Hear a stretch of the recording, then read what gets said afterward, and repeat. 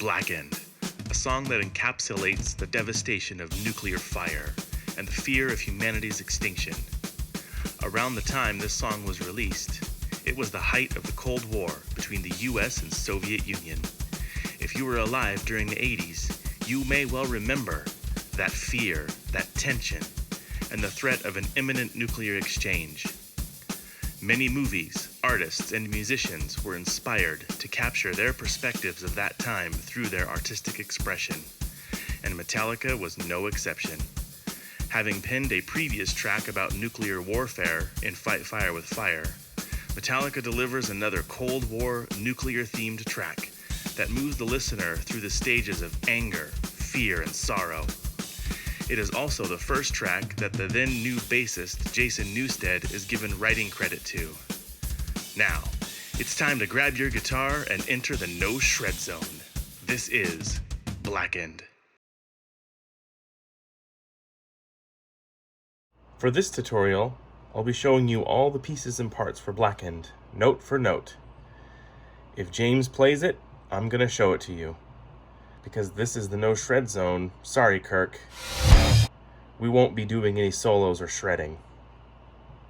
Now you'll notice I'm using an acoustic guitar, and I'm filming from the player's perspective. So this isn't a tutorial about how heavy or crunchy your distortion can be, or even the techniques for distortion control. What we're going to be doing in this tutorial is simply learning how to play the notes. Now, because they don't play the intro live, they just use the recorded version, we won't be showing you that. However, it is pretty cool because the intro is actually a backwards guitar, and it sounds really neat when played forward. I'll leave a link in the description below for a video, and you can check that out.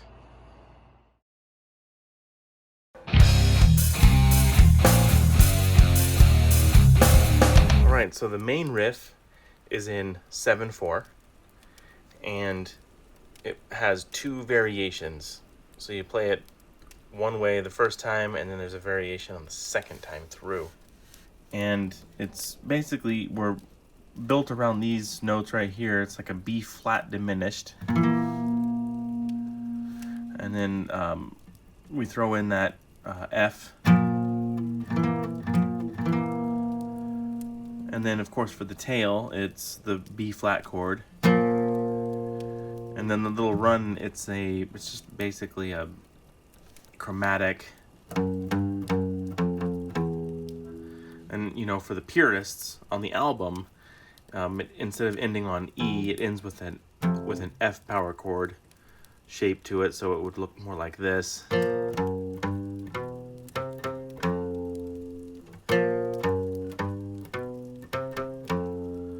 But when they play it live, they just do the chromatic run.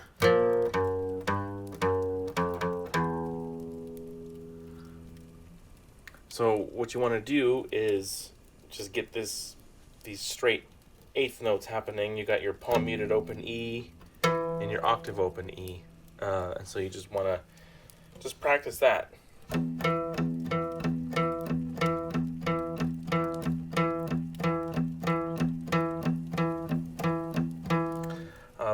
That pattern, that rhythm, is not only in the main riff, but there's a few riffs in the solo section. It's just getting that.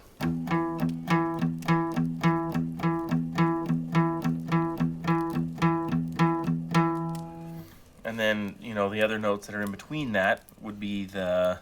So you go from the E to the F. And then I use my middle finger so I can grab those, and then on the second time through I can grab that lower octave there with my index finger. So it's E to F, and then E to B flat, so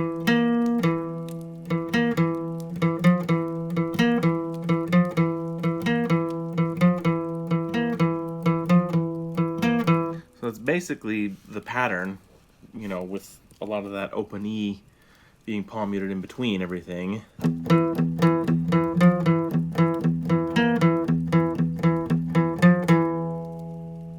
And then that's when the tail comes in. And And then the second time through, instead of going to that higher B flat, we go to the lower one.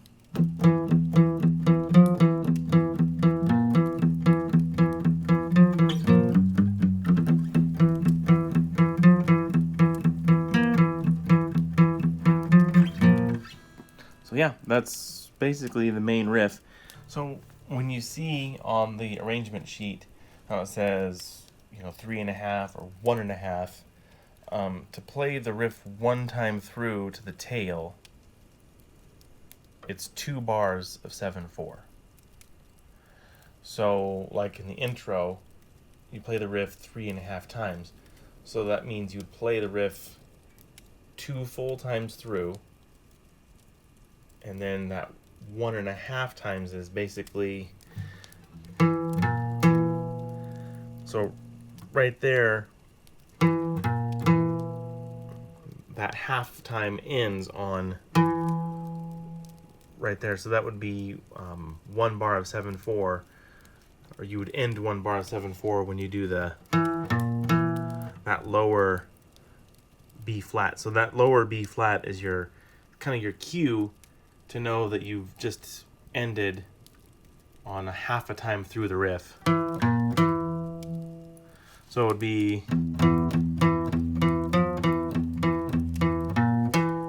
that would be right there, would end halfway through the riff, and then that's when all your bridges and other things would come in.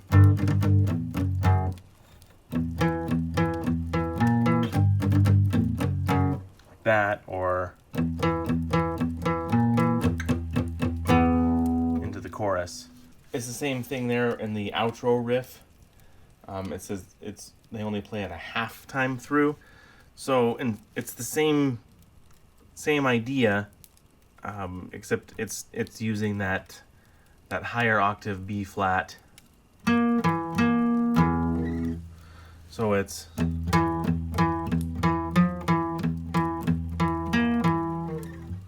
so when they end, it's only half a time through. So you're basically only playing a bar of 7/4, just 1 bar, and that's your cue.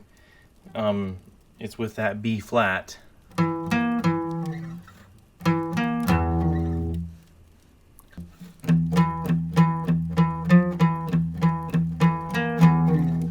kind of weird, it's an odd time 7/4, but you just watch the videos with the click track, listen to the song, do a lot of counting, you'll get it.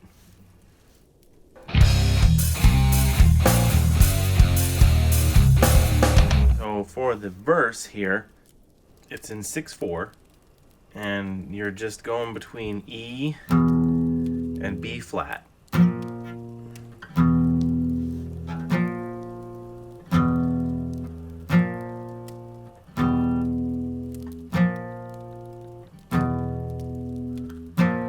So 6/4, so it's like 1, 2, 3, 4, 5, 6. 1, 2, 3, 4, 5, 6. 1, 2, 3, 4, 5, 6. It's just all the notes in between that you have to get right. It's just basically straight eighth notes.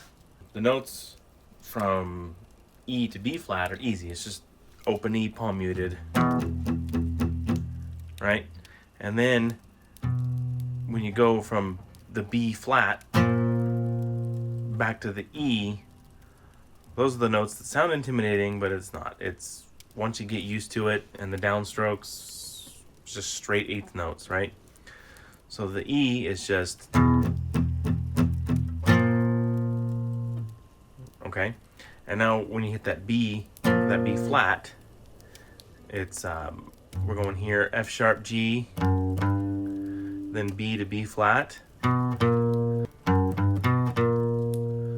and then right before you go to the E, you go back to G.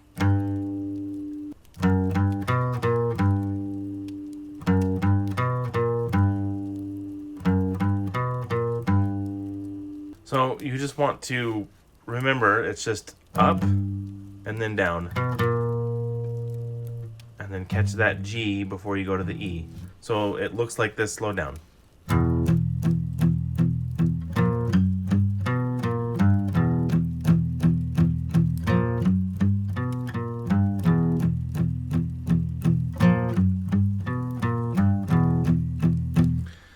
you can just play along with the click track. Remember, it's in 6/4. And once you get that it's just all downstrokes. And you have to listen for the palm mutes. You know, you got the palm mutes there, right? But just play that slowly over and over and over. Now, the tricky part is when it goes up to the G power chord. You know, typical, right? We're playing rock metal music where you got to throw that step up in there, step and a half. So we're going from E to G, right? So it's the same thing, just slightly different, which can throw you off if you already got that muscle memory to be doing that run. So when we go to that step up on that 4th time through, it's instead of catching the B to B flat, you're going to start with B flat to F sharp. So instead of doing that, you're going to go, so it would look like this.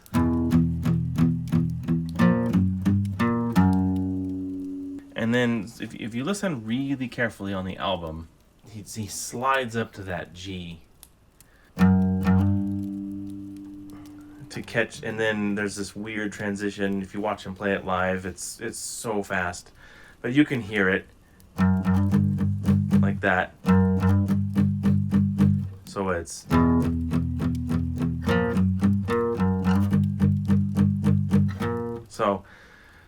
that 4th time through when it goes up to the G, just remember, instead of going like that, you're still ending up on that G note. It's just slightly different route to get there.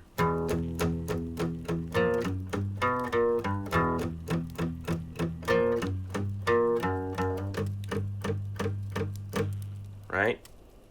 And it starts over.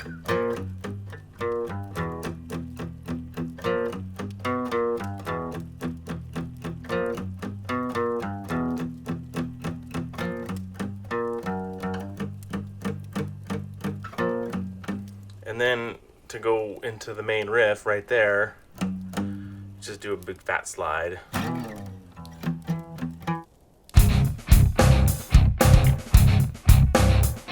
Alright, so for the chorus, it's just a lot of power chords.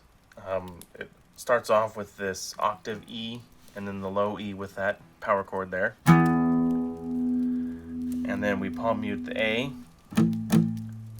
to the D, palm mute the G to the C, and then the G again, and then F sharp. So it looks like this.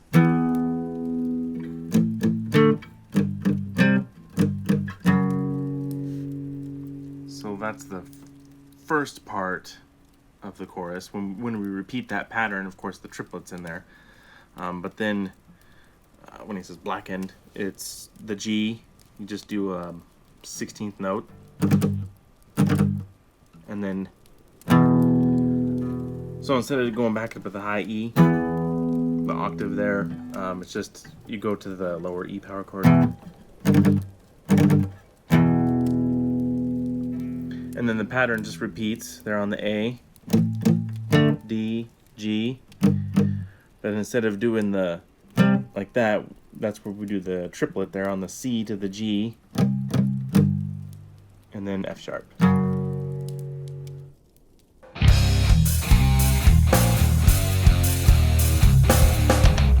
Alright, let's talk about the interlude here. The interlude is built around this B flat diminished chord, and it plays through 2 times, but in those 2 times there's 4 sections or 4 blocks, if we look at it that way. And one thing to note with this riff is that it's got a lot of pickup notes in it, so it feels like that starts on 1, but it actually starts on 4 and 1. So when we cycle through, patterns 1 and 3 looks like this.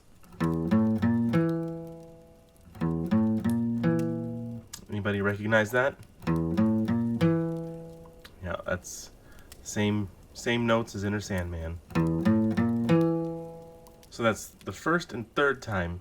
Now on the second time, the pattern goes like this. You're still ending up on that octave E.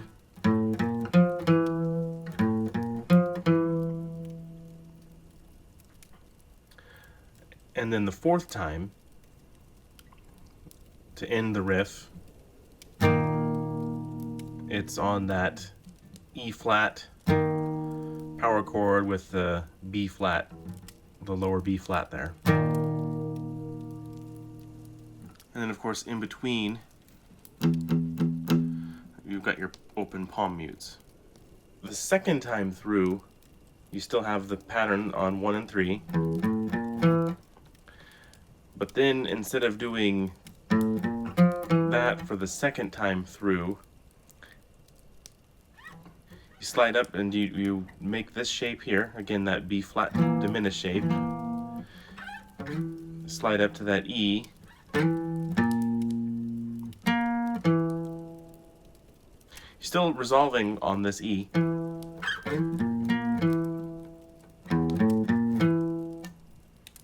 And then of course it slides up to that B flat to catch that E flat power chord. So just a quick run through, it looks like this.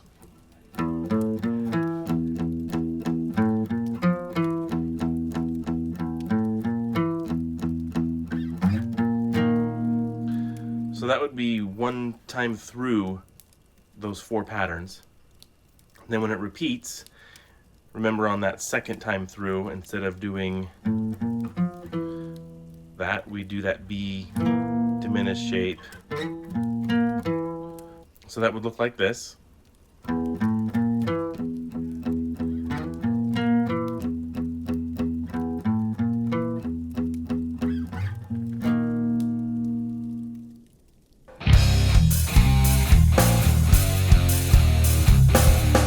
So that vocal riff there in the interlude, most of it's just open E's. It's got a certain rhythm, cadence going with it. The detail to keep in mind on that riff is that before the vocals start, there's a pickup note where you slide off of that B flat there on that 6th fret. The first time you do it twice. And then when that pattern repeats, you only slide off of that one time. And then to bridge that, you just slide up to that E flat power chord, keeping that lower B flat there. So it would look like this.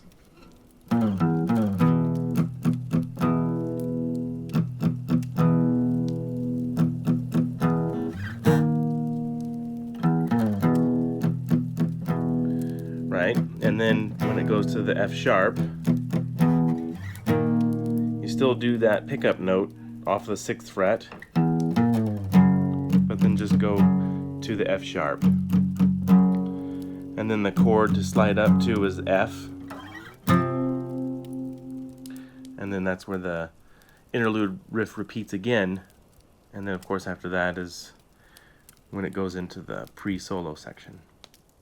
For the the section right before the guitar solo, what do we call that? We call that So you hook up with him and play like a Notey Thing along. Oh, right.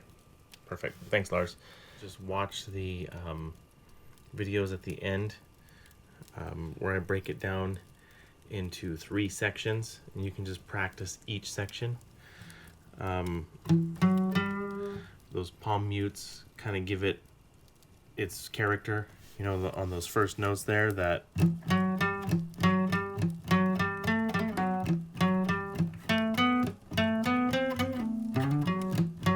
the other thing to note is that it switches between 7/4, 6/4, 7/4, 6/4. So it kind of has that odd time. Either they're just going back and forth between bars of 6 and bars of 7. So that's what kind of gives it, again, kind of that odd vibe.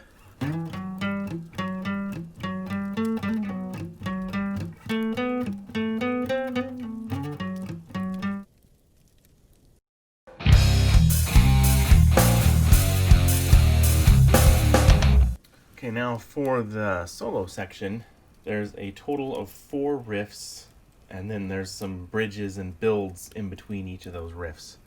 Now for the live version, they cut out quite a bit from this solo section, but we're going to go through the riffs on the album, so that way when you are playing with somebody who's shredding, they can play the whole solo in its entirety.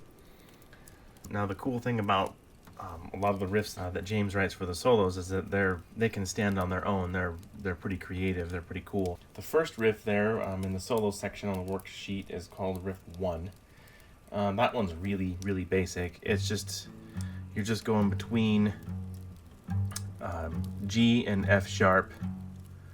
So that looks like with with an open palm mute in between. So that looks like this.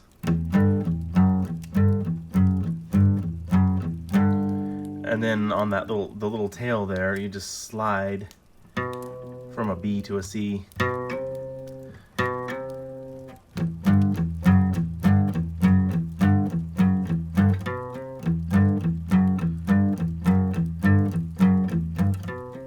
And then on the last time that riff is played, you just do the full power chord for the B and the C.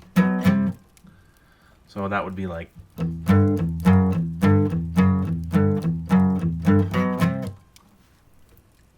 pretty basic. Still a lot of fun to play.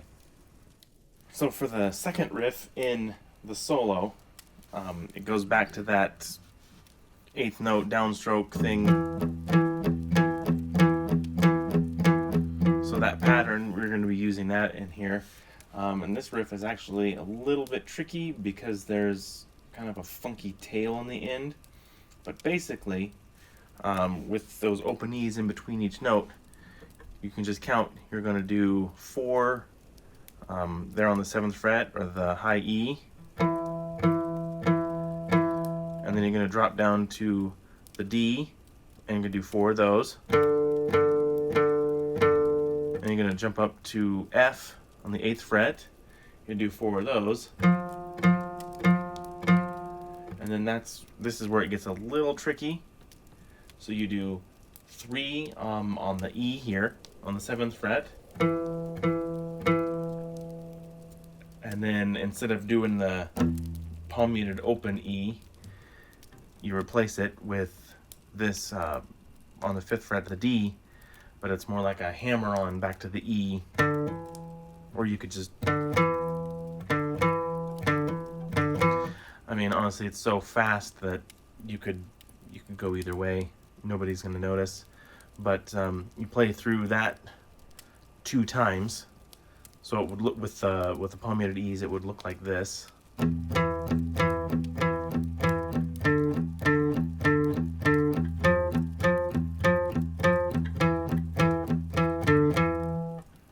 It's kind of tricky, and then it starts over.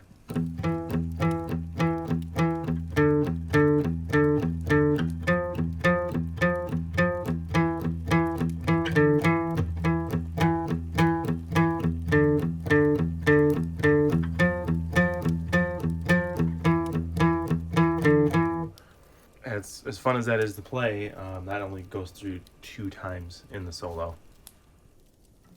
So for the chorus riff that's in the solo, this is what they cut out. And they actually cut out quite a bit in recent years playing this live. My understanding, James didn't like a lot of the arrangements on Injustice for All. It's the same thing. Right? The only difference is there's no triplet. That's pretty much it. Instead of doing the triplet there on the C and the G, it just goes straight through again. This last riff in the solo section on the arrangement sheet, I believe it's titled Riff 3 or Solo Riff 3. It does get kind of weird, but we'll go ahead and go through it, and then you can decide if you want to play that live with your friends or your band or whatever.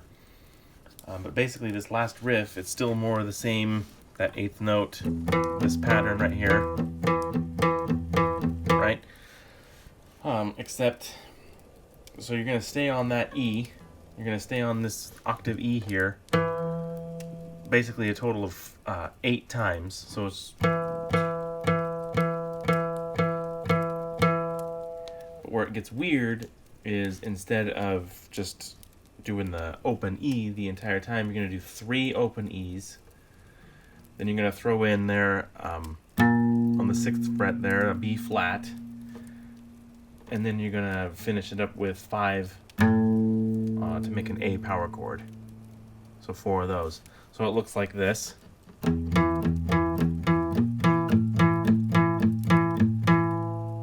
Right, so there's the first section of that. And then it goes to you do the same thing on a G power chord, a C power chord, and then G. So that looks like this. And then that's when it repeats. But the second time through, you cut that part out and just put in some straight power chord palm muting. So it would be...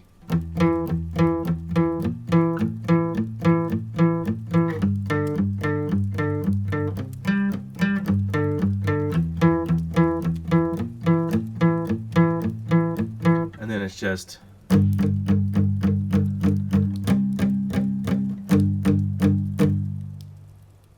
and then this is where the weirdness gets, because it's a bar of 4 and then a bar of 5/4, because then when they repeat the main riff, it's syncopated, and you'll see that on the tabs and the rhythm wheel there.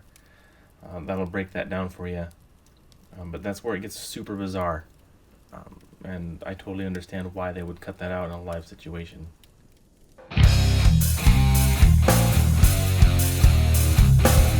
Coming out of the solo section, they play the main riff a total of 4 times.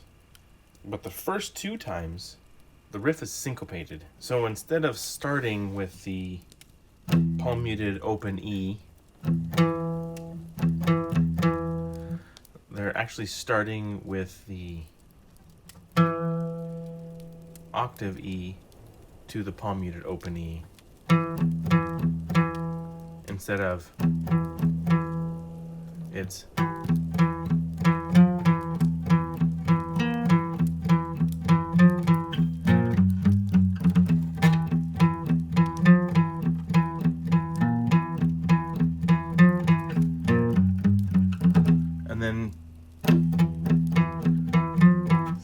then that's when it switches back with the open E on 1.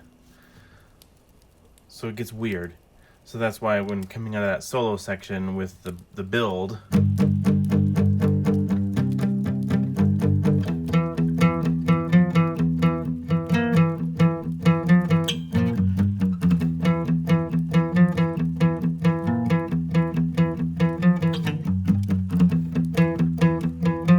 so the first 2 times coming out of the solo, it's syncopated, meaning instead of starting on that, we're starting on this.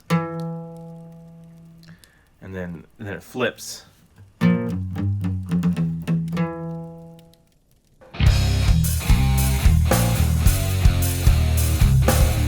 Right, so let's run through all these like bridges and all these builds and stuff that kind of connect all the riffs.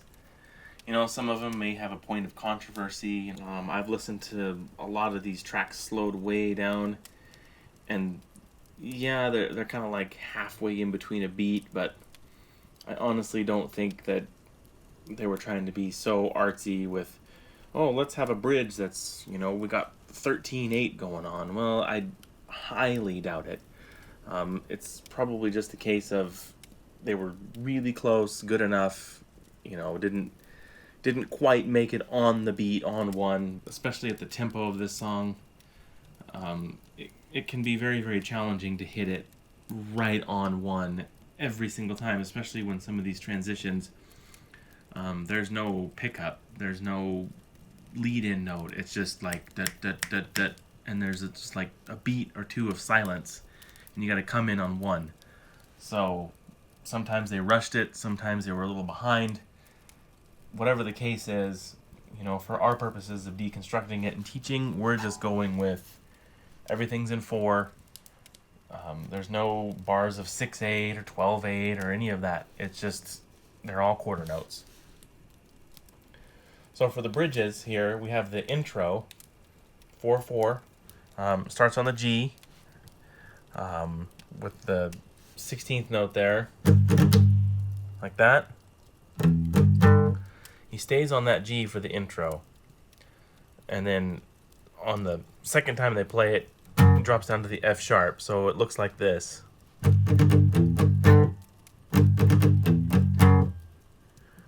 And that's it for the intro bridge. The chorus bridge 1, from the chorus back to the main riff, where he says Blackened, we've got where it's basically like the intro, except it's like the second half of the intro where he ends on the F sharp. Right? So it's, and that's it. It's really simple, just a bar of 4. So for the second bridge, there after the second chorus bridge 2, that's kind of where we start getting that controversy, where it's a bar of 4 and then a bar of 6, right before it goes to that interlude power chord there. And that's where I've seen some of the people trying to say it's 13/8 or 5/8 or whatever. No, this is just, it's just a straight, everything's a quarter note. They're not cutting beats in half for any of this. But it looks like this. And then the F. And then E. And that's when we got the kick drum going into the interlude. And that bridge is also the same bridge that's used from the first little solo section there into the second solo. So after that, then it's and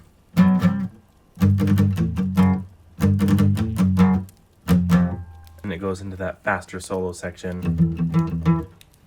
Bridge number 3 in the solo section between the chorus riff and riff number 3, it's just one bar of 3/4, and it's all on G, and it just goes like this, and then right into riff 3, and it's really, really fast. It's also used to connect the double chorus at the end of the song. Now, bridge number 4, it's similar. It uses that 3/4 pattern, but then it adds that 6/4 from bridge number 2, where he ends on the F. So it's